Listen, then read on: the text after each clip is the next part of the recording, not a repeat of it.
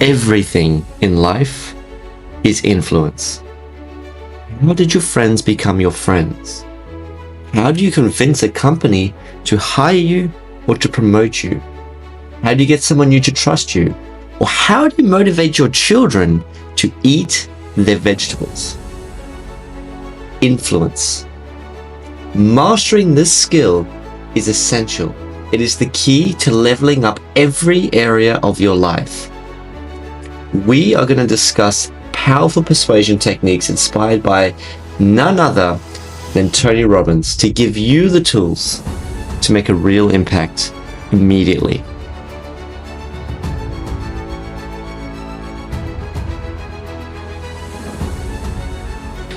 In the modern world, everyone is speaking and very few are listening. As a result, people today do not feel heard. Your ability to be influential rests entirely on your ability to make people feel heard. Distractions are abound everywhere. Connections feel shallow and people are just craving to be understood. So become someone who listens deeply. For a start, I'm a comedian and an entertainer, so I'm up there for an hour and a half, 2 hours, and all I've got to do is make them laugh, and I love doing it. But afterwards, I come home and I sort of crawl into bed and just I want to be told, there, you're all right, you're a good boy, it's all cool. That's what I need to be. Tony Robbins has mastered the art of listening. Now remember, listening is an act of giving. Give of your time and you give of your attention. If you want to influence others at all, you need to be the person that listens. So how do we do this? You have to quiet the voice inside of our head, the voice that wants to think about what you're going to say next, and you need to focus on what the person is saying right now. Pay attention to their body language, ask open-ended questions, and let them know that you are interested in them. This kind of active listening builds trust instantly. When people feel heard, they feel understood. And when they feel understood, they're more likely to open up and be receptive to your ideas. It's because I can feel very peak states in life, but I can go so deep that I don't see a way out. You've been so hard on yourself. I love that you have such high standards. But those aren't high standards. That's called perfection. You got a lot to give. I can feel it. And I know people. And you know I do. That's right. Thank you. And I know you right now. Can you feel me? Yes, I do. So when we're paying attention and when we're listening, what is it that we are actually trying to achieve? And how does our paying attention affect our ability to influence at all? Well, specifically, what we need to do, what any person who is good at influence knows, is that we need to understand the core person whom we're speaking to. We need to understand what drives and what motivates this person on an emotional level. That way we can connect with them on a deeper level and we can frame our message in a way that resonates with them. You see, influence is all about the other person and nothing to do with ourselves. That is the key.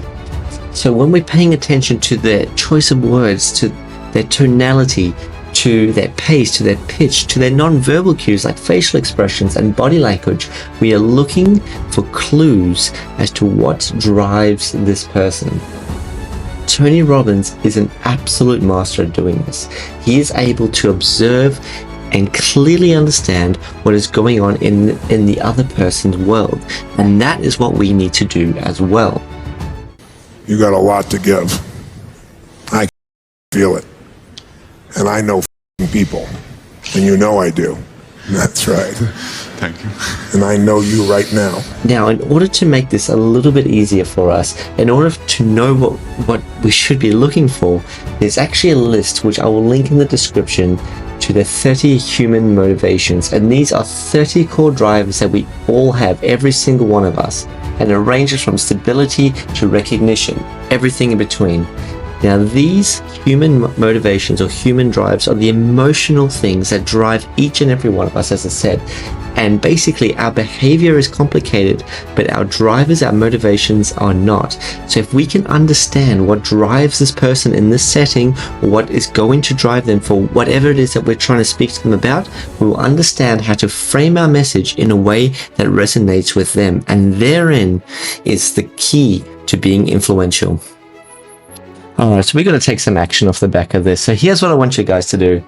Next time you're in a conversation, listen to the person, tune into their body language, listen to what they have to say, but listen for the underlying emotions as well. And ask yourself, what is the core motivation driving this person right now? And I'd love to hear what you learned from this. Share with me, once you've done this, in the comments what you've learned, and we can chat about it then. Have fun. Now, the key is realizing that influence is not a one-size-fits-all approach. It's about meeting people where they are. If you really want to connect with that person, you'll adjust your style to suit the person or the group that is in front of you. And that is why we spend so much time listening and trying to understand the people whom we are talking with. Now, think about it this way. A lot of people will talk about being influential as being manipulative, but it's really not. It's something that we will do naturally in most circumstances.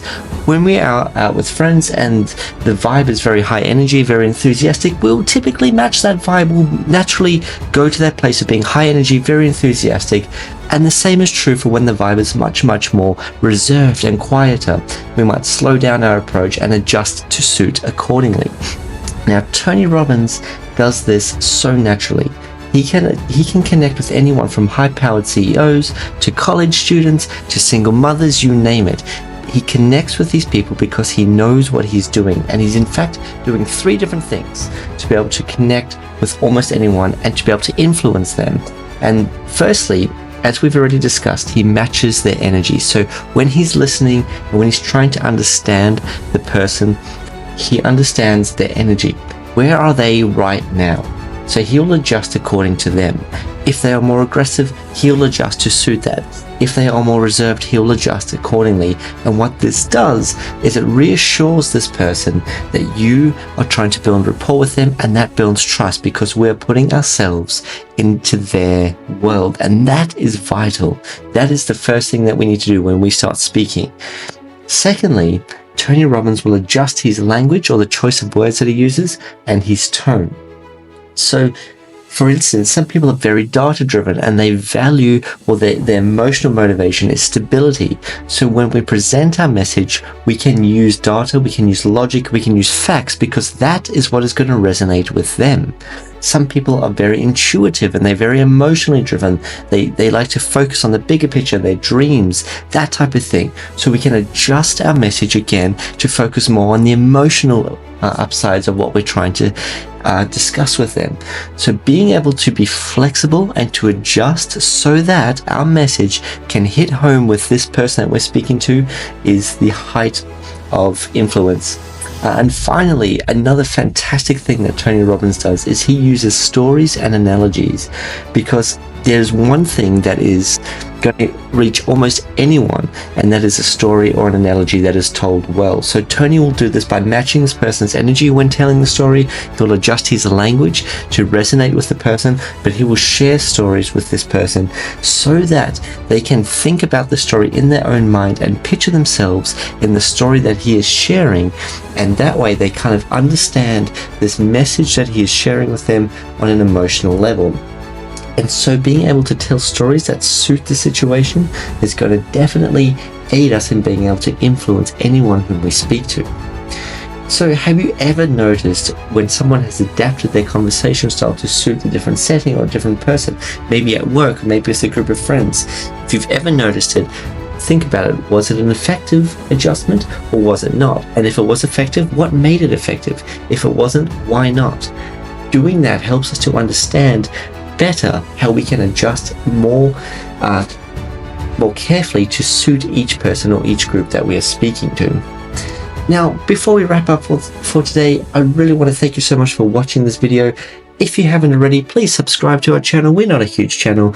If you've seen, we've only got just over 2,000 people. And if you've seen any of our videos, you know that we are not the best person on YouTube or the best channel on YouTube when it comes to making videos. We're still learning a lot, but I very much appreciate all the support. Already we've had over 2,000 followers or subscribers, and I want to thank you all so much. Please subscribe if you are keen to learn more. If you're a man and you want to level up your life and live to your potential, hit that subscribe button. But everyone, thank you so much for watching, and I look forward to seeing you all on the next one.